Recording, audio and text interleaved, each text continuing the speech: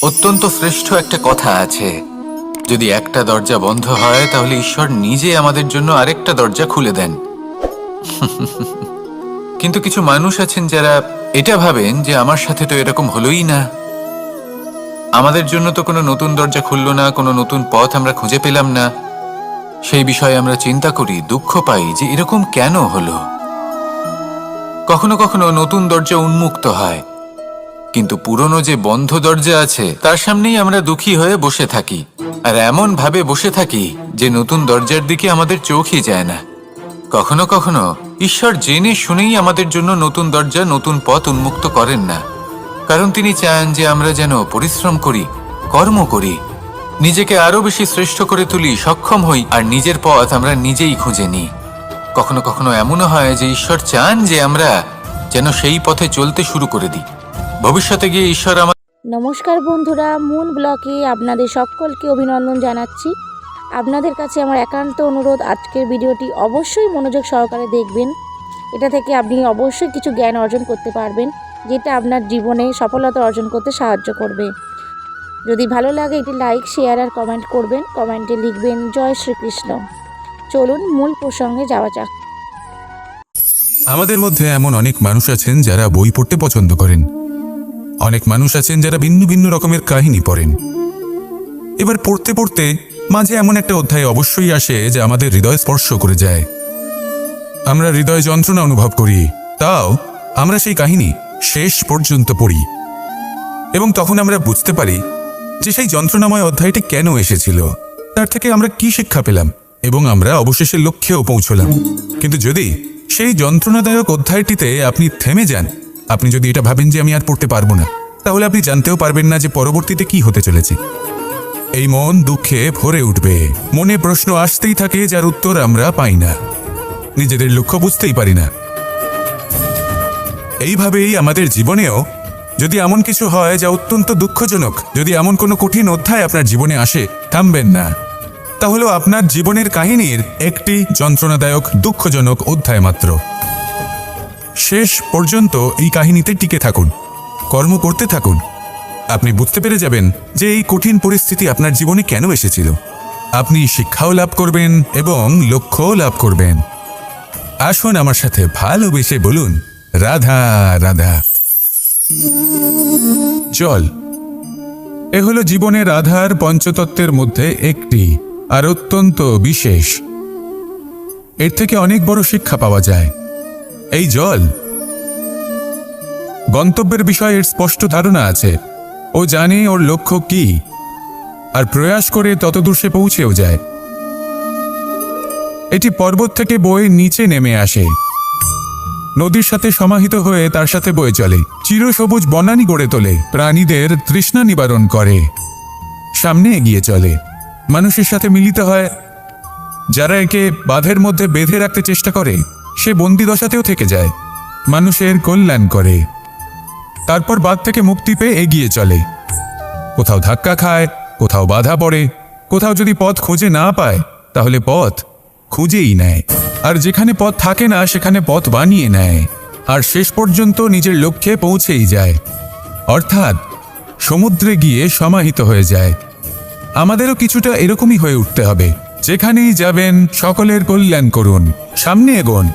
আপনি কোথাও পড়ে গেলে, ধাক্কা খেলে আঘাত লাগবেই, উত্থান পতন লেগেই থাকে। সামনে এগোতে থাকুন, কোথাও পথ না পেলে তা খুঁজে নিন, কোথাও পথ না থাকলে তা বানিয়ে নিন। নিজের গন্তব্যের কথা সবসময় মনে রাখুন।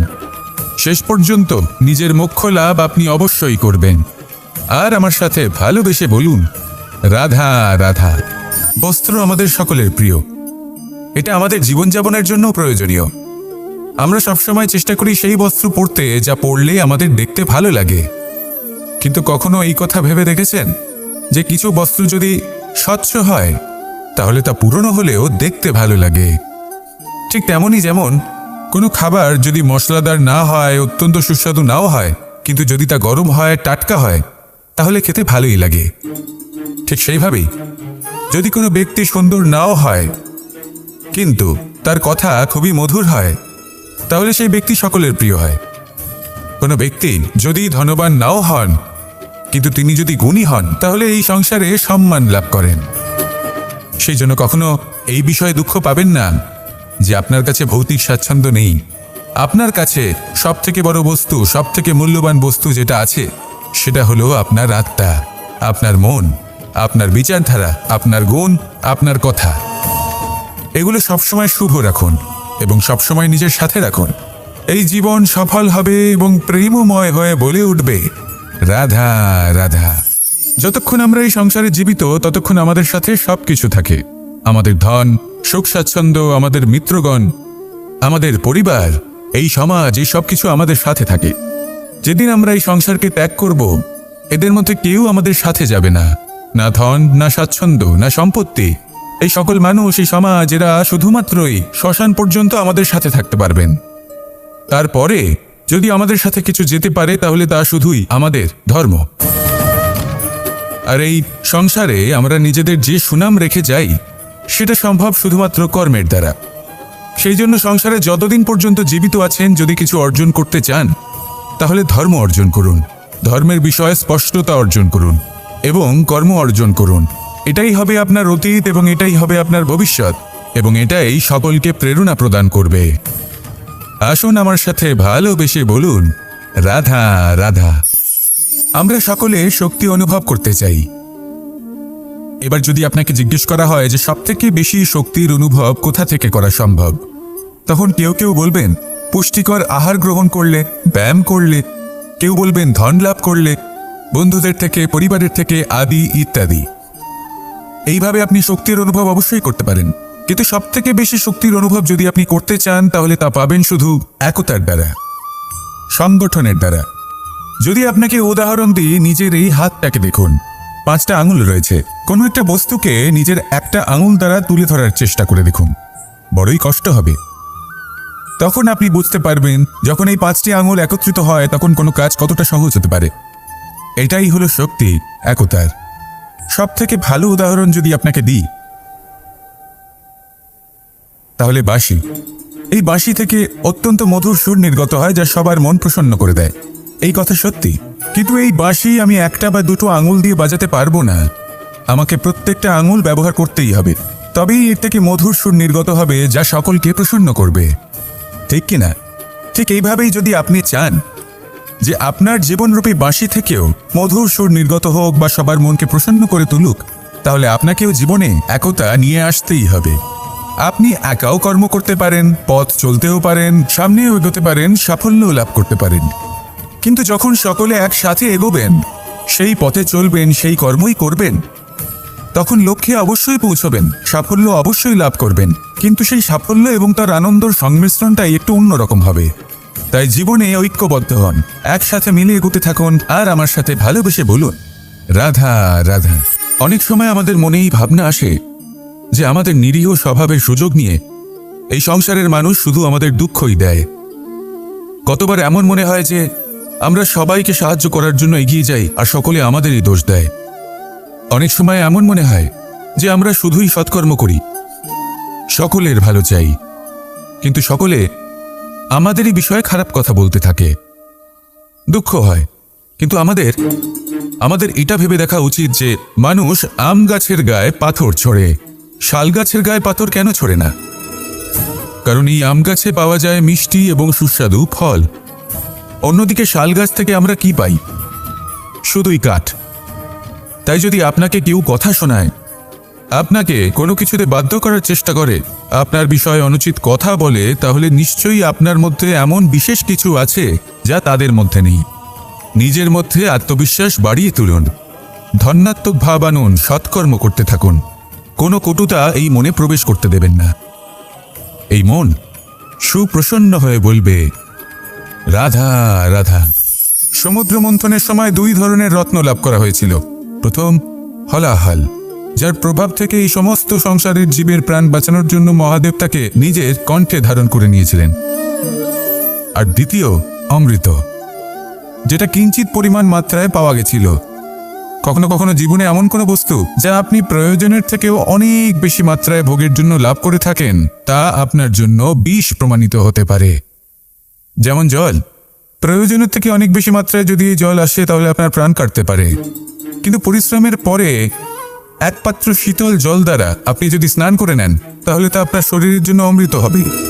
পরিশ্রম করার পরে যদি আপনার শরীর এক পাত্র খাবার লাভ করে তাহলে তা আপনার শরীরের জন্য অমৃত। কিন্তু যদি কোনো পরিশ্রম না করেই আপনি দিনরাত শুধুই খাবার গ্রহণ করতে থাকেন তাহলে আপনার কাছে তা বিষ সমান। বিষ এবং অমৃত গ্রহণ করাটা আপনার উপরে নির্ভর করছে। কোনো বস্তু আপনার পক্ষে বিষও হতে পারে, আবার অমৃতও হতে পারে। নির্ভর করছে যে আপনি সেটা কিভাবে ব্যবহার করছেন, কতটা মাত্রায় ব্যবহার করছেন। আসুন আমার সাথে ভালোবেসে বলুন, রাধা রাধা। মানুষের জীবন বড়ই বিচিত্র হয়। যেই মুহূর্তে জন্ম নেয় একটা প্রতিস্পর্ধায় প্রবেশ করতে থাকে। মানুষ জন্ম নেয় আর প্রতিস্পর্ধা শুরু হয়ে যায় ভাই এবং বোনের মধ্যে সর্বশ্রেষ্ঠ হবার, সবার থেকে এগিয়ে থাকার।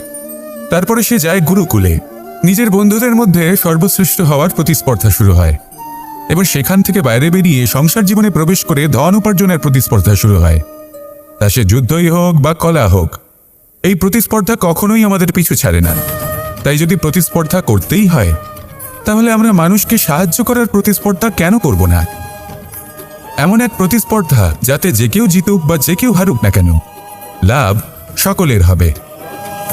সকলের মধ্যে প্রেম বিতরণ করতে থাকুন, এইভাবেই আনন্দ বিতরণ করতে থাকুন, আর আমার সাথে ভালোবেসে বলুন, রাধা রাধা। এবার এই পুরুষার্থের বিষয়ে আপনারা অবশ্যই শুনেছেন, মোক্ষ, চতুর্থ পুরুষার্থ। আপনারা কি জানেন এই মোক্ষ আসলে কি? ধর্ম, অর্থ, কামনার পালন করতে করতে মৃত্যু লাভ করা, এটাই কি মোক্ষ? না, মোক্ষ হলো সেটাই যা জন্ম এবং মৃত্যুর ঊর্ধ্বে।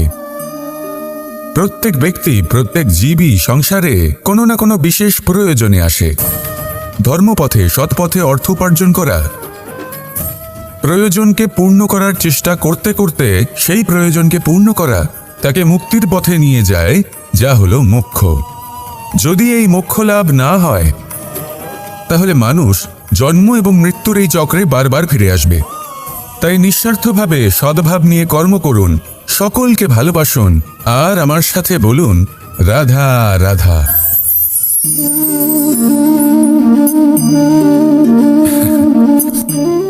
ঘুমের মধ্যে আমরা বিভিন্ন ধরনের স্বপ্ন দেখি, কিছু সুখের, কিছু দুঃখের, কিছু অত্যন্ত ভয়ানক।